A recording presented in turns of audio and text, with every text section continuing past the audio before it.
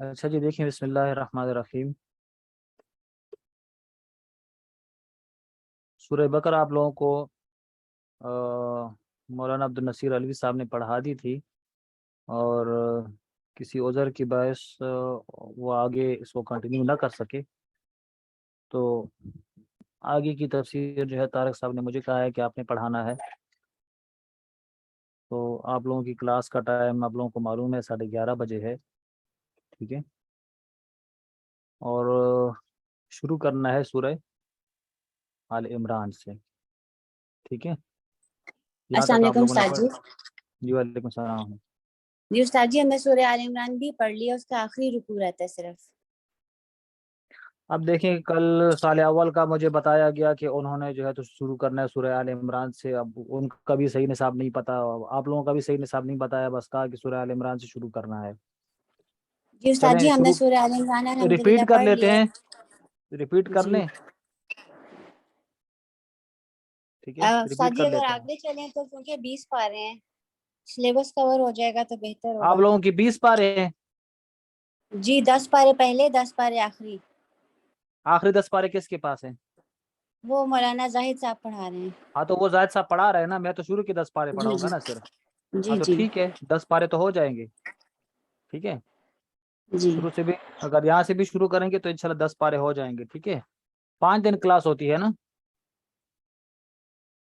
10 پارے ہیں نا. جی ٹھیک ہے، مجھے جی پتہ جی ہے 5 دن کلاس ہوتی ہے نا.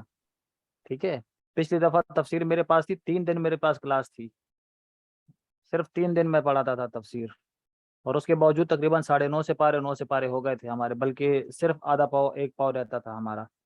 ٹھیک ہے، تو اور اس دفعہ تو 5 دن کلاس ہے. تو یہ کوئی اتنا بڑا مسئلہ نہیں ہے، ہو جائے گا انشاءاللہ. کہیں تو ادھر سے شروع کر لیتے ہیں، میں نے مطالعہ کیا، باقی دیکھ لیں، اگر آپ لوگ کہتے ہیں تو پھر کل سے پڑھیں گے.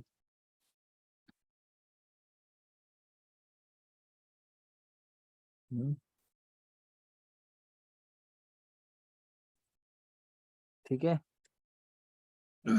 یہاں سے شروع کر لیتے ہیں. ٹھیک ہے، دیکھیں، بسم اللہ، اعوذ باللہ من الشیطان الرجیم، بسم اللہ الرحمن الرحیم. الف لام میم. اللہ لا الہ الا هو الحی القیوم نزل علیک الکتاب بالحق مصدقا لما بین یدیہ وانزل التوراۃ والانجیل من قبل هدى للناس وانزل الفرقان ان الذين كفروا بآیات اللہ لهم عذاب شدید واللہ عزیز ذو انتقام ان اللہ لا يخفى علیہ شیء فی الارض ولا فی السماء. اس سورت کا نام سورہ آل عمران. سورہ آل عمران اس کو اس لیے کہتے ہیں کہ اس سورت کے اندر عمران کے خاندان کا تذکرہ ہوگا، جو بنی اسرائیل کے اندر ایک نیک آدمی گزرے تھے، عمران، اور ان کے والد کا نام ماسان تھا. عمران ابن ماسان دونوں انتہائی بزرگ انسان تھے. اور عمران جو ہے رحمہ اللہ تھے، اور کا ایک بیٹا ہوا جس کا نام تھا ہارون، وہ بھی نیک آدمی تھا اور جوانی میں ہی فوت ہو گیا. اور عمران رحمہ اللہ ان کی بیوی کا نام تھا حنہ بنت فاقوزہ. حنہ بنت فاقوزہ، ہاں وہ جو ہاں دو اینک والی ہاں ہوتی ہے نا، اس کے ساتھ حنہ بنت فاقوزہ. تو جب ان کا بیٹا فوت ہو گیا تو اس وقت عمران رحمہ اللہ وہ بھی بوڑھے ہو چکے تھے، اور حنہ بنت فاقوزہ یہ بھی پریشان ہو گئی تھی کہ بھائی یہ تو مسجد اقصی کی خدمت ہمارے ذمہ ہے، اب آگے اگر کوئی بیٹا نہیں ہوگا تو حنہ اس طرح نہیں لکھتے. حنہ میں نے کہا نا اینک والی ہاں جو ہوتی ہے نا، اینک والی، وہ حلوہ والی ہاں نہیں، دوسری. تو انہوں نے منت مانی کہ بھائی اے اللہ، اگر میرا بیٹا ہو گیا تو میں وعدہ کرتی ہوں کہ وہ میں مسجد اقصی کی خدمت کے لیے میں اس کو وقف کر دوں گی. آگے بھی اس کا تذکرہ آئے گا. تو بجائے بیٹے کے دی، جس کا مطلب، ٹھیک ہے. اور پھر آگے جو ہے وہ پریشان ہو گئی کہ میں نے تو بیٹا مانگا تھا، اب لڑکی ہے یہ تو مسجد اقصی کی خدمت نہیں کر سکتی. آگے انشاءاللہ تفصیل سے واقعہ آئے گا. تو اس میں عمران اور ان کی بیٹی بی بی مریم اور بی بی مریم کے بیٹے عیسیٰ علیہ السلام کا تذکرہ ہوگا. آگے پھر بی بی مریم کی کوئی اولاد نہیں، ٹھیک ہے، کیونکہ ان کی شادی نہیں ہوئی تھی اور ان کی شادی جنت کے اندر نبی کریم صلی اللہ علیہ وسلم کے نکاح کے اندر وہ آئیں گی. اور عیسیٰ علیہ السلام کی بھی کوئی اولاد نہیں، کیونکہ وہ تو 33 سال کے تھے کہ اللہ تعالیٰ نے ان کو آسمانوں پہ اٹھا لیا تھا. پھر قرب قیامت میں وہ دوبارہ اللہ تعالیٰ ان کو زمین پہ اتاریں گے اور است قبیلے میں ان کا نکاح ہوگا. بعض مفسرین نے یہ لکھا ہے است قبیلہ، ان کا نکاح ہوگا، اور اس کے بعد ان کے 2 بیٹے بھی ہوں گے، ایک کا نام موسیٰ اور ایک کا نام محمد. اس کے بعد کیا ہوگا اللہ ہی جانتا ہے. تو اس خاندان کا تذکرہ ہوگا اس سورت کے اندر. ٹھیک ہے، اس لیے اس کا نام سورہ آل عمران رکھا.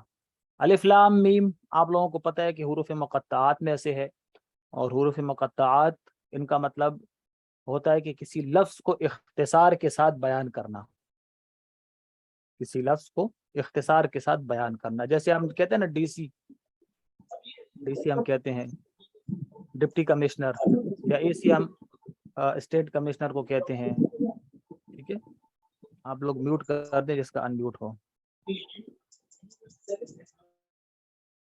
اچھا، تو حروف مقطعات بھی یہ مخفف ہیں، ان کا اپنا معنی چھپا ہوا ہے اس کے اندر.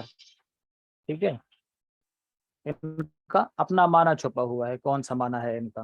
تو بعض مفسرین نے لکھا ہے کہ الف سے مراد اللہ ہے، لام سے مراد جبرائیل علیہ السلام، اور میم سے مراد محمد صلی اللہ علیہ وسلم. تو پھر مفہوم یہ بنا کہ یہ قرآن اللہ تعالیٰ کی طرف سے جبرائیل علیہ السلام کی وساطت سے حضرت محمد صلی اللہ علیہ وسلم پر نازل ہوا. اور بعض مفسرین فرماتے ہیں کہ الف سے مراد اعلیٰ ہے، اعلیٰ فبأي آلاء ربكما، تو زبان آپ پڑھتے ہو نا، وہ ہے. ٹھیک ہے، اور میم لام سے مراد لطف ہے، اور میم سے مراد ملک ہے. تو معنی یہ بنا کہ اللہ تعالیٰ کی جتنی نعمتیں ہیں اور جتنے کرم ہیں وہ اللہ تعالیٰ کی ملکیت ہے. سمجھا کہ بات؟ بعض مفسرین نے یہ والا معنی کیا ہے. لیکن دیکھیں یہ جو معنی کیے جاتے ہیں، اور بعد میں جو شروع کے اندر الف لام میم ہے جو آپ لوگوں نے پہلے پارے کے اندر پڑھا سورہ بقرہ کے شروع میں، اس میں بعد نے یہ کہا کہ الف سے مراد اول، لام سے مراد لازم، میم سے مراد مومن. اول لازم مومن کے لیے ذالک الکتاب، یہ والی کتاب ہے. تو یہ جو معنی کیے جاتے ہیں یہ معنی کسی حدیث کے اندر بھی منقول نہیں ہے، کسی مفسر یا کسی صحیح حدیث کے اندر یا قرآن کی نصی والی آیاتیں یا یہ والے معنی معلوم نہیں ہے. بس مفسرین نے اپنے اندازے کے مطابق یہ والا معنی کیا ہے.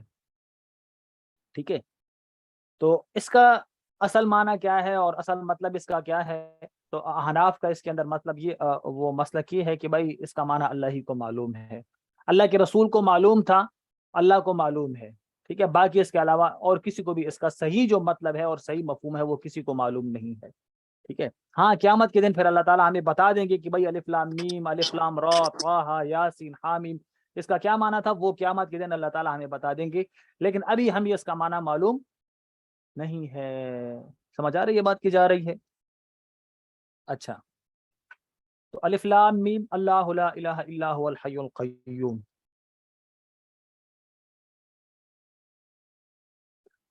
اللہ کی ذات لا الہ، نہیں ہے کوئی معبود، الا ہو، مگر اللہ ہے، اللہ کے علاوہ کوئی معبود نہیں ہے. الہ کے متعدد معنی آتے ہیں، بہت سارے معنی آتے ہیں. حاجت روا بھی ہے، مشکل کشا بھی ہے، حاکم بھی ہے، قانون ساز بھی ہے، بہت سارے معنی اس کے بنتے ہیں.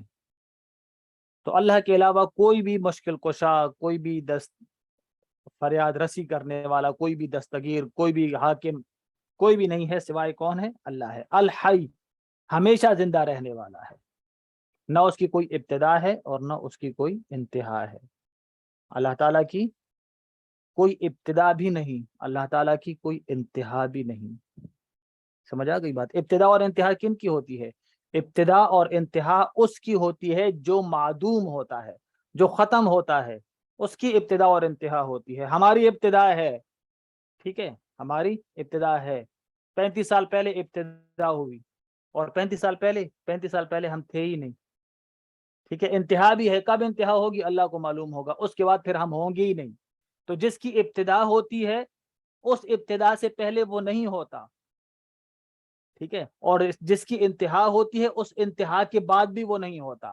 تو ابتدا اور انتہا اس ذات کی ہوتی ہے کہ جو شروع میں بھی معدوم اور آخر میں بھی معدوم ہوتا ہے، اور اللہ کی ذات ہمیشہ رہنے والی ہے۔ کیا مطلب کہ اللہ کی ذات کے لیے کوئی ابتدا نہیں ہے۔ اگر آپ ابتدا مانو گے تو اس کا مطلب ہے کہ اس سے پہلے اللہ نہیں تھا۔ سمجھ آ رہی ہے بات کی جا رہی ہے؟ تو اللہ کی ذات کی کوئی ابتدا بھی نہیں ہے اور کوئی انتہا بھی نہیں ہے، ٹھیک ہے، کیونکہ وہ ہمیشہ رہنے والی ذات ہے۔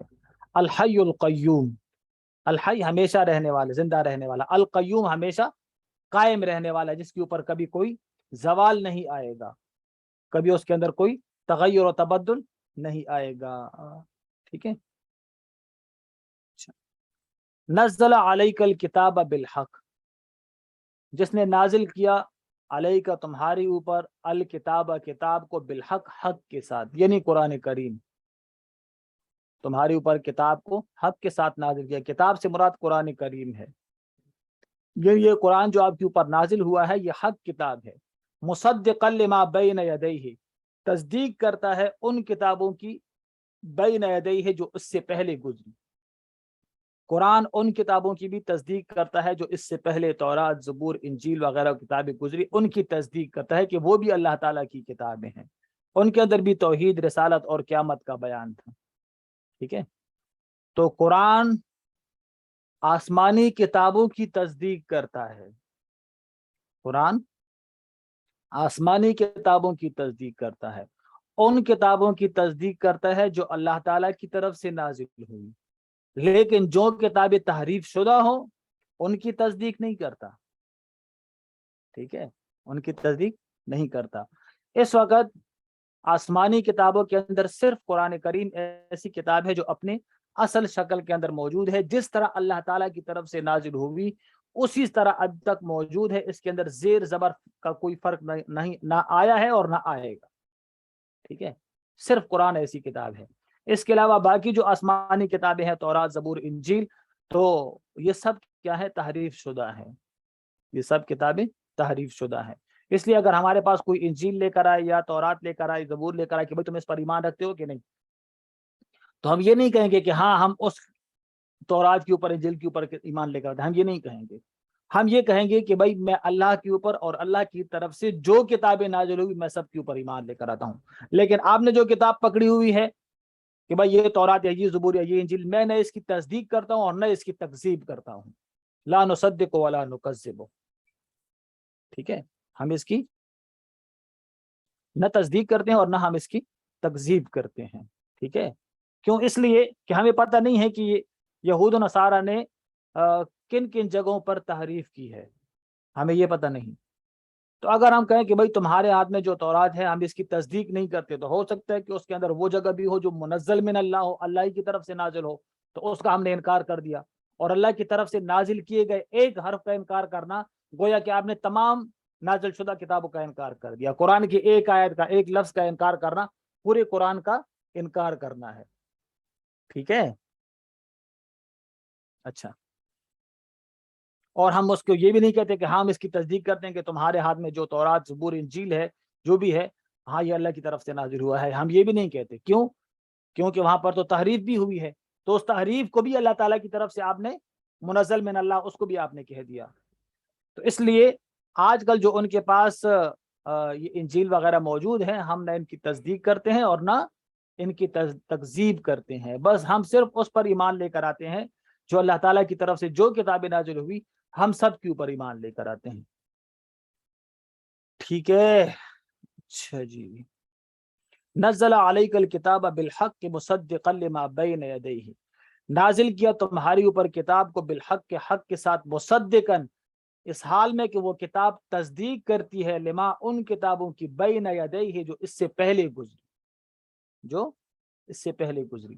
وانزل التوراۃ والانجیل، اور نازل کیا تورات کو، تورات اللہ تعالیٰ نے نازل فرمائی۔ قرآن کریم کے تمام آسمانی کتابوں کے بعد جو دوسرے نمبر پر جو اعلیٰ مقام ہے وہ تورات کا ہے۔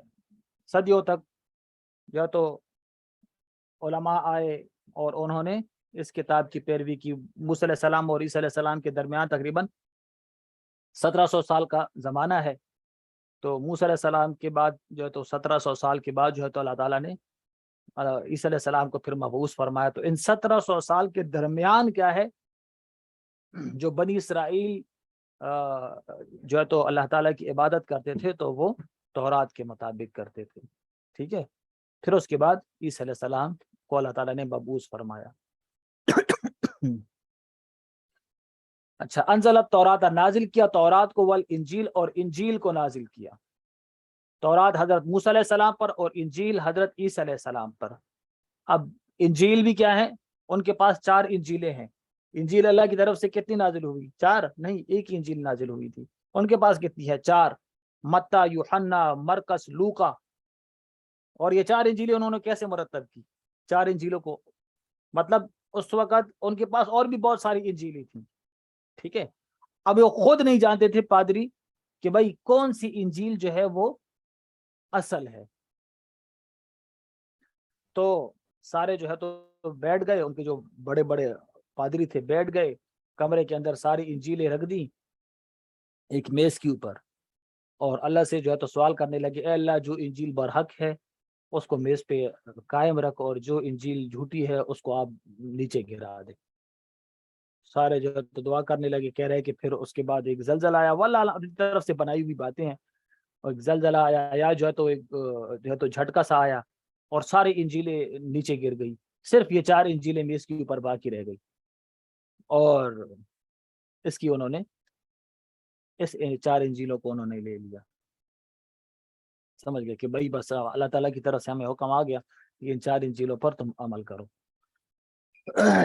اچھا, یہ 4 انجیلیں جو ہیں, متی, یوحنا, مرکس اور لوکا, یہ 4 انجیلیں عیسیٰ علیہ السلام کے بعد لکھی گئی. وہ بھی تابعین نے لکھی. تابعین جانتے ہو نا, تابعی اور صحابی کے اندر فرق جانتے ہو؟ صحابی اس کو کہتے ہیں کہ جس نے نبی کو دیکھا ہو, نبی کا زمانہ پایا ہو. اور تابعی اس کو کہتے ہیں کہ جس نے نبی کا زمانہ نہیں پایا لیکن نبی کے ساتھی کا زمانہ پایا. تو متی, یوحنا, مرکس اور لوکا, یہ جو 4 تھے, یہ 4 تابعین تھے. انہوں نے عیسیٰ علیہ السلام کا زمانہ نہیں پایا بلکہ عیسیٰ علیہ السلام کے ساتھی کا زمانہ پایا ہے. ٹھیک ہے. اور ایک انجیل ہے برنابس. برنابس یہ عیسیٰ علیہ السلام کے صحابی تھے, اور برنابس عیسیٰ علیہ السلام کے صحابی نے لکھی, یعنی کہ وہ عیسیٰ علیہ السلام کے زمانے میں عیسیٰ علیہ السلام کے ساتھ موجود تھے, وہ انہوں نے لکھی برنابس. اور باقی جو 4 انجیلیں ہیں, متی, یوحنا, مرکس اور لوکا, یہ عیسیٰ علیہ السلام کے صحابی نے نہیں لکھی, تابعی نے لکھی. لیکن آج کل پادریوں کے نزدیک یہ کیا کہتے ہیں کہ بھائی یہ 4 انجیلیں کیا ہے, یہ صحیح ہے اور برنابس ٹھیک نہیں ہے. مطلب جو انجیل حضرت عیسیٰ علیہ السلام کے صحابی نے عیسیٰ علیہ السلام کی موجودگی میں لکھی وہ تو صحیح نہیں ہے, اور جو انجیل عیسیٰ علیہ السلام کے زمانے کے بعد تابعین نے لکھی وہ انجیل صحیح ہو گئی. یہ تو ان کے جو انہوں نے انجیلیں اپنے لیے چوائس کی ہیں اس کا ان کا یہ حال ہے. اچھا, اب بات کیا ہے, وجہ کیا ہے کہ یہ لوگ عیسیٰ علیہ السلام کے صحابی کی انجیل کو ریجیکٹ کر رہے ہیں؟ وجہ کیا ہے اس کی؟ تو وجہ اس کی یہ ہے کہ برنابس کے اندر 2-3 مقامات پر یہ الفاظ موجود ہیں صراحت کے ساتھ کہ عیسیٰ علیہ السلام نے فرمایا کہ لوگ مجھے رب کا بیٹا مانیں گے اور رب کا شریک مانیں گے. ٹھیک ہے. حالانکہ میں رب کا بیٹا نہیں, میں رب کا شریک نہیں ہوں. اور حضرت محمد صلی اللہ علیہ وسلم پھر تشریف لے کر آئیں گے اور وہ میری صحابی وہ میری صفائی پیش کریں گے کہ بھائی وہ اللہ کے بیٹے نہیں تھے, وہ اللہ کے بیٹے نہیں ہیں, وہ اللہ کے نبی ہیں, رسول ہیں, اللہ کے بیٹے نہیں ہیں. تو وہ میری صفائی پیش کریں گے. اب یہ والا جو ٹکڑا ہے, اس ٹکڑے کی وجہ سے وہ کیا کرتے ہیں, انہوں نے برنابس کو ریجیکٹ کر دیا. سمجھ گئے؟ کیونکہ کہتے ہیں کہ اگر یہ والے الفاظ ثابت ہو گئے, یہ والے الفاظ ثابت ہو گئے, پھر تو کیا ہے, ہماری دکان ہی بند ہو جائے گی. تو اس لیے انہوں نے کیا کیا, انہوں نے جو عیسیٰ علیہ السلام کے صحابی تھے ان کی جو انجیل تھی ان کو ریجیکٹ کر دیا. سمجھ گئے؟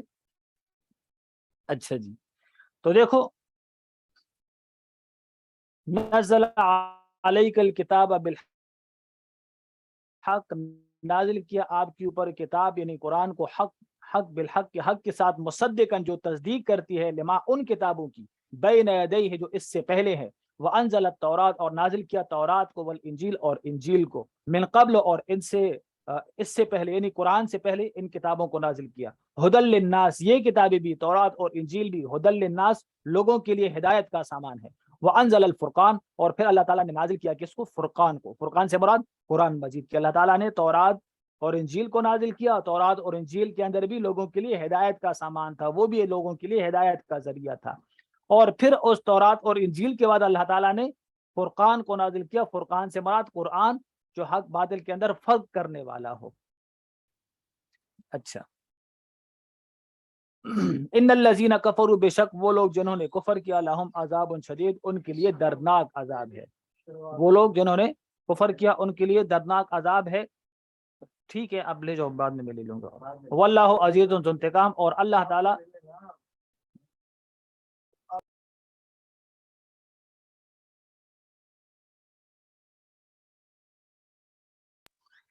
اچھا، واللہ عزیز ذو انتقام، اور اللہ تعالیٰ زبردست ہیں، ذو انتقام، انتقام لینے والے ہیں. ان اللہ لا یخفی علیہ شیء فی الارض ولا فی السماء، بے شک مخفی نہیں ہے اللہ تعالیٰ کے اوپر کوئی بھی چیز فی الارض، زمین کے اندر، ولا فی السماء، اور نہ آسمان کے اندر. اس آیات کو نازل کرنے سے پہلے آپ لوگوں کو پتہ ہوگا کہ یہ آیات، اس آیات کی نزول کا پس منظر کیا تھا. بات یہ ہوئی تھی کہ 9 ہجری کے اندر نجران کی عیسائیوں کا ایک وفد آیا تھا اللہ کے رسول کے پاس 9 ہجری کے اندر، اور اس کے اندر 60 جو ہے تو وہ عیسائی تھے، ان کے جو بھی پادری وغیرہ تھے اللہ کے رسول کے پاس آئے تھے. اور اس لیے آئے تھے کیونکہ عرب کے اندر جب اللہ کے رسول نے مکہ کو فتح کیا تو اس کے بعد سارے کا سب جو ہے تو آبادی اس کے اوپر رسول وہ مسلمانوں کا قبضہ ہو گیا تھا. ٹھیک ہے، یمن کے بھی کچھ علاقے مسلمانوں کے قبضے کے اندر آ گئے تھے، اور نجران یہ بھی یمن کا ایک علاقہ تھا، وہ بھی مسلمانوں کے قبضے میں آ گیا، اور وہاں پر عیسائی بہت زیادہ تھے. تو عیسائیوں کو پتہ چل گیا کہ بھائی اب تو مسلمان غالب آ گئے اور اب چھٹکارے کا کوئی ہمارے پاس راستہ نہیں. تو انہوں نے مشورہ کیا کہ اس سے پہلے کہ وہ ہمارے گردنوں پہ تلوار رکھی، چلے خود چلتے ہیں اور ان کی بات مان لیتے ہیں، کوئی مشاورت کر لیتے ہیں ان کے ساتھ. اور یہودیوں نے بھی انہوں نے بھی مشورہ کر لیا کہ بھائی ٹھیک ہے، آپ لوگ جو بھی ٹیکس ہمیں کہو گے ہم بس وہ ادا کریں گے. انہوں نے بھی جو ہے تو بڑی چالاک قوم ہے یہود ذہین ترین اور ضدی قوم ہے. آپ لوگوں نے ان کا ضد دیکھ لیا ہوگا سورہ بقرہ کے اندر کہ کتنے ضدی تھے، کہ موسیٰ علیہ السلام کو کہا کہ آپ جاؤ، آپ کا رب جائے، آپ قتل کرو، قتال کرو، ہم ادھر بیٹھے ہیں دیکھ رہے ہیں آپ لوگوں کو. کتنی گستاخ، بدتمیز اور ضدی قوم ہے، یہ آپ لوگوں نے پڑھ لیا ہوگا. خیر، عیسائیوں کا وفد 60 آدمیوں کا وفد یہ آیا اللہ کے رسول کے پاس ملاقات کے لیے. تو اللہ کے رسول نے ان سے پوچھا ہاں بھائی کتنے ہو؟ کہنے لگا 60. پیدل آئے ہو؟ سواریاں بھی ہیں. تو اللہ کے رسول نے فرمایا کہ ہمارے پاس اتنی جگہ نہیں ہے کہ ہم آپ سب کو اکٹھے رکھ سکیں. آپ لوگوں کو ایسا کرنا ہوگا کہ ہمارے 2 ساتھی جو ہے تو مہمان بن جائیں گے، تو آپ لوگ جو ہے تو 2 کر کے جو ہے تو ہمارے ساتھ ٹھہر جاؤ، کیونکہ ایک ساتھ رکھنا آپ لوگوں کے لیے مطلب ممکن نہیں ہوگا. 60 آدمیوں کو ہم کہاں پہ رکھیں گے؟ تو وہ کہنے لگے نہیں. انہوں نے سوچا کہ بھائی جو ان کے بڑے تھے کہ بھائی اگر یہ لوگ ہمیں الگ الگ لے گئے تو ہو سکتا ہے کہ ہمارے ساتھیوں کو جو ہے تو یہ کوئی ترغیب دے دے الگ سے، اور وہ عیسائیت سے ان کو پھیر دیں گے. اپنے اوپر بھی اعتماد نہیں تھا نا ان کو، سمجھ گئے، ڈر رہے تھے اپنے ساتھیوں سے، خود ہی ڈر رہے تھے کہ ایسا نہ ہو یہ مسلمان ہو جائے. تو انہوں نے کہا نہیں بھائی ہم تو اکٹھے رہیں گے. تو اللہ کے رسول نے فرمایا کہ ٹھیک ہے، پھر ہمارے پاس مسجد ہی ہے، مسجد نبوی، تم لوگ ایسا کرو کہ ادھر رہو یہاں پہ. تو وہاں پہ رہنے لگے، اور ہلکے سے کہنے لگے. ایک نے آواز دی کہ ہم تو شراب بھی پیتے ہیں. تو صاحب نے کہا بھائی بات سنو، تم لوگوں کو جو ہمیں اللہ تعالیٰ نے فرمایا ہے، ٹھیک ہے، جو ہمارے نزدیک حلال چیز ہوگی وہ ہم تمہیں کھلائیں گے، اور جو حرام ہے نا اس کا مطالبہ نہ تم کرنا اور نہ ہم تمہیں دیں گے. شراب خنزیر تم جاؤ اور خود کھاؤ، ہم سے اس کا مطالبہ نہ کرنا آپ لوگ. تو پھر وہ مسلمانوں ادھر مسجد نبوی کے اندر اللہ کے رسول نے ان کو ٹھہرایا اور کہنے لگے کہ بھائی ہم تو نماز اپنے طریقے سے پڑھیں گے. اللہ کے رسول نے کہا ٹھیک ہے پڑھو تم اپنے طریقے سے پڑھنا ہے تو پڑھو. تو اس میں پھر علمی بحث شروع ہو گئی. عیسائی تھا ایک ابو حارثہ بن علقمہ, ابو حارثہ بن علقمہ, عین لام قاف میم اور آخر میں ہاں علقمہ. تو وہ اپنے آپ کو بڑا عالم کہتا تھا, تو اللہ کے رسول کے ساتھ مناظرہ شروع کیا اور کہا کہ عیسیٰ علیہ السلام اللہ کے بیٹے اور شریک ہے. اللہ کے رسول نے فرمایا کہ اگر تم کہتے ہو اللہ کے رسول اللہ کے بیٹے اور شریک ہے تو تم یہ بتاؤ کہ اللہ کسی سے پیدا ہوا؟ کہنے لگے نہیں. اور عیسیٰ علیہ السلام وہ تو بی بی مریم کے بطن سے پیدا ہوئے. تو اللہ کے رسول نے فرمایا کہ اللہ تعالیٰ کچھ کھاتے پیتے ہیں؟ کہنے لگے نہیں. کہ عیسیٰ علیہ السلام تو کھاتے پیتے تھے. پھر اللہ کے رسول نے فرمایا کہ کیا اللہ تعالیٰ بھی کسی کے پیٹ میں رہے, کسی کے بطن میں؟ کہنے لگے نہیں. تو عیسیٰ علیہ السلام تو اپنی والدہ کے بطن میں رہے. تو اللہ کے رسول نے فرمایا کہ کیا اللہ تعالیٰ سے کوئی چیز پوشیدہ ہے؟ ان اللہ لا یخفی علیہ شیء فی الارض ولا فی السماء, یہ والی آیت نازل ہوئی. تو انہوں نے کہا نہیں, اللہ سے کوئی بھی چیز پوشیدہ نہیں ہے. تو فرمایا عیسیٰ علیہ السلام سب کچھ جانتے تھے؟ نہیں, عیسیٰ علیہ السلام سب کچھ تو نہیں جانتے تھے. تو کہنے لگے اللہ تعالیٰ کے اوپر کوئی فنا آئے گی؟ اللہ تعالیٰ جو تو اس کے لیے کوئی انتہا ہے؟ کہہ رہے نہیں, اللہ کے لیے کوئی ابتدا اور انتہا نہیں. اور عیسیٰ علیہ السلام تو پیدا ہوئے ہیں اور ان پر موت بھی آئے گی. سمجھ گئے؟ تو دیکھو بھائی, شیر کا بیٹا شیر ہوتا ہے, شیر کا بیٹا شیر ہی ہوتا ہے. تو جب اللہ تعالیٰ کے اندر اتنی صفات موجود ہیں, اللہ تعالیٰ کے اندر اتنی صفات موجود ہیں کہ بھائی اللہ تعالیٰ کسی کے بطن میں بھی نہیں رہے, اللہ تعالیٰ کے لیے ابتدا بھی نہیں ہے, اللہ تعالیٰ سے کوئی چیز پوشیدہ بھی نہیں ہے, اور اللہ تعالیٰ سے کوئی پیدا بھی نہیں ہوا. ٹھیک ہے, تو عیسیٰ علیہ السلام کیسے اللہ تعالیٰ کے بیٹے ہو گئے, کیسے اللہ تعالیٰ کے ساتھ شریک ہو گئے؟ سمجھ گئے؟ یہ صفات ان میں کیسے آئیں پھر؟ تو یہ والی آیت اس پر نازل ہوئی. اور دیکھو ان اللہ لا یخفی علیہ شیء فی الارض ولا فی السماء, بے شک مخفی نہیں ہے علیہ اللہ تعالیٰ کے اوپر شیء کوئی بھی چیز, فی الارض نہ زمین کے اندر, ولا فی السماء اور نہ آسمانوں کے اندر. هو الذی یصورکم فی الارحام کیف یشاء, وہی ذات ہے جو بناتا ہے صورتوں کو, فی الارحام رحم کے اندر, کیف یشاء جس طرح چاہتا ہے, جیسے چاہے اللہ تعالیٰ صورتوں کو بناتے ہیں. لا الہ الا هو العزیز الحکیم, نہیں ہے کوئی مگر وہی اللہ ہے العزیز جو زبردست ہے, الحکیم جو حکمت والا ہے. ٹھیک ہے, چلے آپ لوگوں کا ٹائم پورا ہو گیا. ٹھیک ہے, دوسری کلاس کا ٹائم تو باقی انشاءاللہ پھر کل پڑھتے ہیں. بس ادھر ہی سے شروع کریں گے. ٹھیک ہے, هو الذی انزل علیک الکتاب, یہاں سے انزل علیک الکتاب. ٹھیک ہے, یہاں سے باقی انشاءاللہ پھر کل پڑھتے ہیں. ٹھیک ہے, اچھا پوچھیں جلدی سے. سمیرہ ظاہر, السلام علیکم. وعلیکم السلام ورحمۃ اللہ. جی استاد جی, ہم نے یہ بات کرنی تھی کہ ہماری تو سورہ آل عمران تقریباً کمپلیٹ تھی, آخری رکوع سے شروع کرواتے تھے. یہ بات تو میں نے کر بہتر دی نا رہتا. شروع کے اندر, یہ میں نے اچھا وضاحت کر دی نا. آپ شروع سے کلاس میں آپ نے اٹینڈ نہیں کی کلاس شروع سے؟ جی جی, میں تھی شروع سے کلاس میں تھی. ہاں, میں دوبارہ اس لیے بات کہہ رہی ہوں کہ باقی ساری سسٹرز کا بھی یہی رائے ہے کہ ہم آگے سے پڑھیں. اچھا ادھر دیکھو, میں نے میسج کیے تھے, آپ لوگوں نے کیا کہا؟ استاد جی ٹھیک ہے, یہ کون ہے؟ اکیلا. اچھا باقی میسج آئے ہیں 190. دیکھ لیں, اگر کہتے ہیں پھر آگے کل سے آگے سے شروع کر دیتے ہیں. ٹھیک ہے, جی استاد جی, آپ وہیں سے آگے سے ہی پڑھائیں. باقی ٹیچر سسٹرز کے میسج گروپ میں آ رہے ہیں, تو اچھا سب کی یہی رائے ہے کہ آگے سے پڑھیں, سلیبس بہت لمبا ہے. شکریہ استاد جی. چلے ٹھیک ہے, باقی انشاءاللہ کل آگے سے پڑھتے ہیں. کون سی آیت ہے, کون سی رکوع ہے؟ آخری رکوع آل نمبر عمران کا. آل عمران کا آخری رکوع. ٹھیک ہے انشاءاللہ ادھر سے پڑھ لیتے ہیں, مطلب آخر 190 نمبر آیت. ٹھیک ہے, چلے ٹھیک ہے انشاءاللہ باقی کل آگے سے پڑھتے ہیں. ٹھیک ہے, السلام علیکم ورحمۃ اللہ.